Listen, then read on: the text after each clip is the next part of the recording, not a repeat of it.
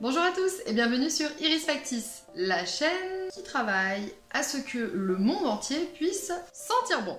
Aujourd'hui, je suis très contente de vous présenter enfin la maison de parfum Divine. Si vous aimez faire des découvertes parfumées, que ce soit des parfums en particulier ou bien des maisons de parfums, écoutez, je vous invite à vous abonner pour suivre mes tribulations, mes découvertes personnelles et puis les découvertes que j'ai envie de vous partager.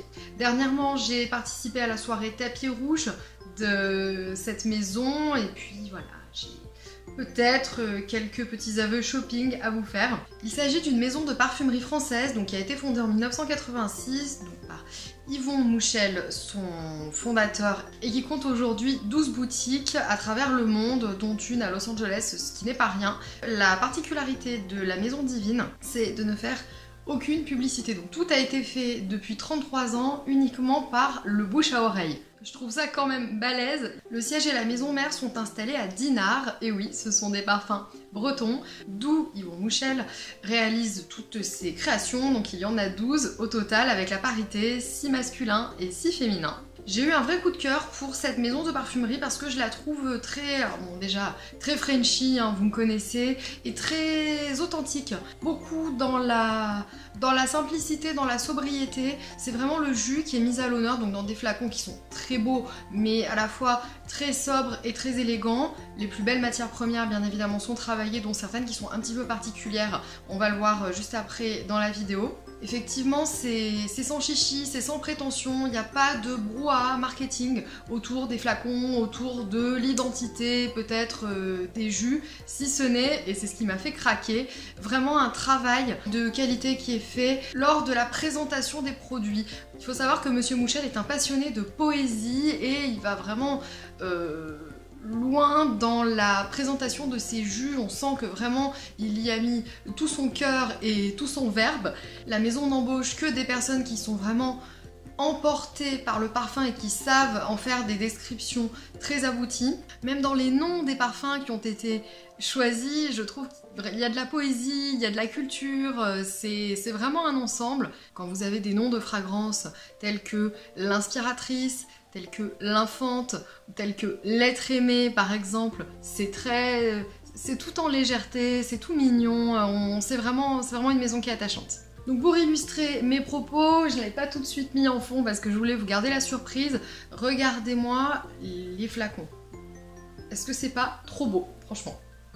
Donc moi j'ai le petit flacon 50 ml cubique d'eau de parfum sur lequel j'ai ajouté la poire. Je vous mettrai une photo du flacon seul, sans la poire, à part.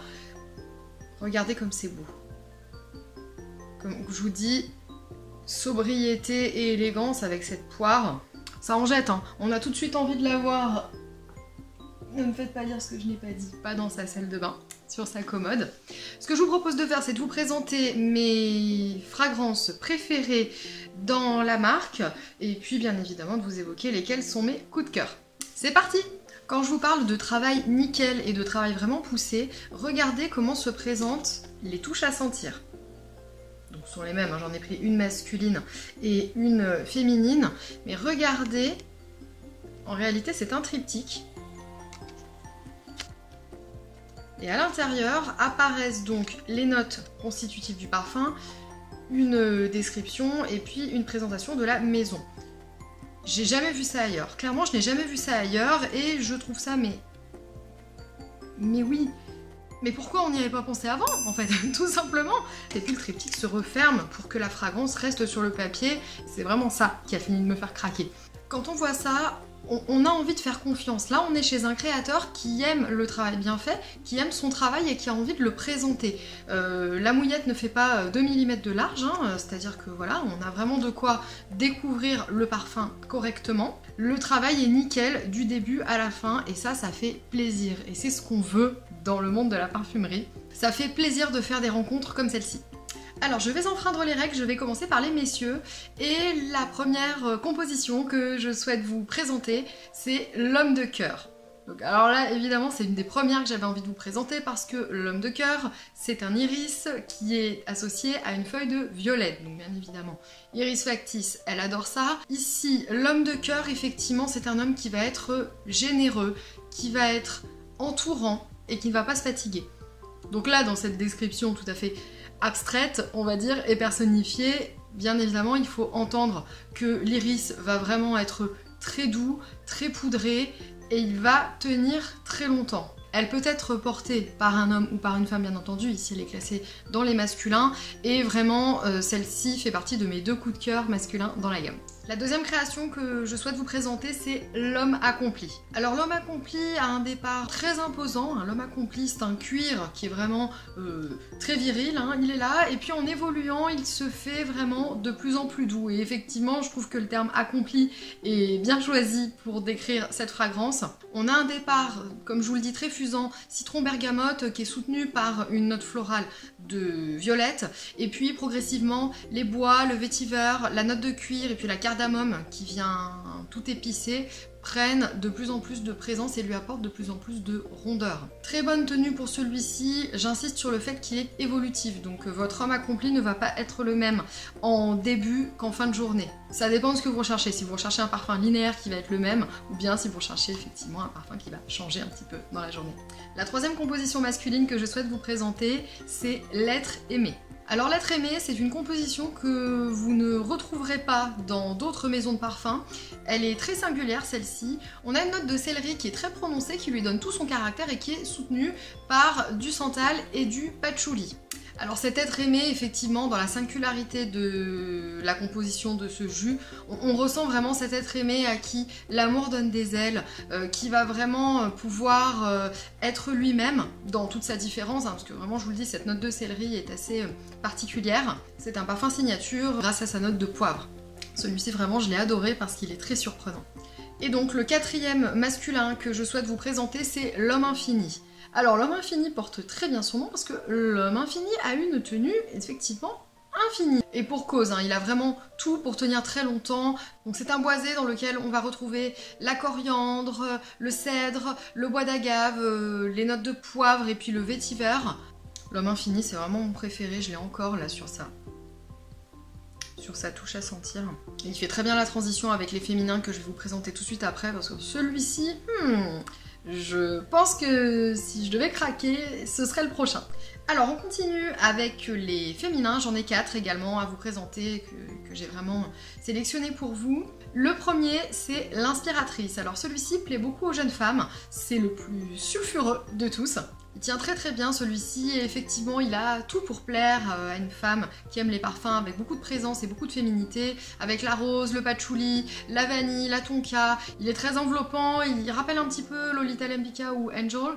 Je vous le redis, quand je fais des parallèles comme ça avec d'autres parfums, c'est pour vous aider à vous situer. Ce n'est pas du tout pour détruire le travail de création du nez ou du parfumeur en question. Bien évidemment que tous les parfums de tous les créateurs et de tous les parfumeurs ont leur unicité, leur singularité et ils sont tous différents. Donc par exemple, dans l'inspiratrice, ce qui fait vraiment la différence, c'est cette note de tonka, clairement. Le deuxième féminin que je souhaite vous présenter, c'est l'être aimé. Donc effectivement, il y a un être aimé au masculin et un être aimé au féminin. Alors là, on a tout un travail autour de l'immortel, du jasmin et puis d'une fleur qui n'est pas tant que ça utilisée en parfumerie, c'est le lys.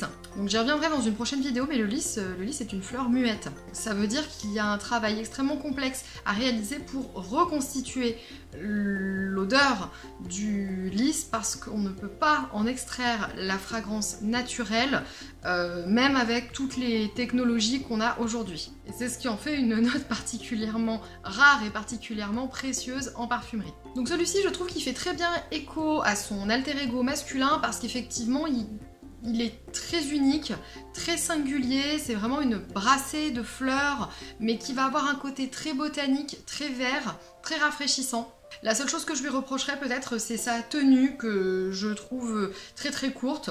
Mais bon, ce ne sera qu'un prétexte pour s'en reparfumer plusieurs fois pendant la journée. En tout cas, super travail parce que je trouve qu'il reflète vraiment très très bien la fraîcheur et l'insouciance d'une jeune mariée par exemple. Alors le féminin suivant sur lequel je souhaite attirer votre attention, c'est l'infante. Je trouve que l'infante, c'est la composition de chez Divine, la plus complexe, la plus articulée, et rien que pour ça, je pense que c'est ma préférée. Alors l'infante, on est vraiment sur un floral pur, hein. On a le jasmin, l'ylang-ylang, la pivoine qui sont rafraîchis par des notes de feuilles de lierre et qui sont contrebalancées par la fraîcheur fruitée du cassis. Ouais non, je vous dis, le bouquet est vraiment complexe. Un coup il est frais, un coup il est floral, un coup il est sensuel. Non, je vous dis vraiment très grande complexité sur celui-ci. Et je vais terminer avec mon coup de foudre absolu, c'est l'âme sœur. Alors l'âme sœur, c'est un aldéhydé donc qui va être fleuri par l'ylang-ylang, la rose, le jasmin et puis qui va être réchauffé par l'ambre gris et le vétiver. Super travail de la part du nez parce que ce sont des notes qu'il faut savoir savamment associer. Les aldéhydes, ça va pas être tout. Et on peut vite tomber dans des compositions qui vraiment vous prennent à la gorge. Celui-ci, il est tout doux, tout enveloppant, hyper rassurant, très floral, très féminin. Vraiment, je l'adore et je suis très contente de l'avoir dans ma collection. Je suis ravie d'avoir pu vous faire connaître cette excellente maison de parfumerie qu'est la Maison Divine. Je vous invite tout simplement à aller visiter leur site internet. Prenez soin de vous, sentez bon, ayez de la curiosité et une affection particulière pour les créateurs comme ça qui font un travail merveilleux et qui malheureusement sont complètement étouffés par toutes les publicités de maisons de parfum dont les jus sont pas forcément de la même qualité, pas mauvais mais pas de la même qualité. Je vous fais plein de poutous parfumés et je vous dis à bientôt dans une prochaine chronique. Bye!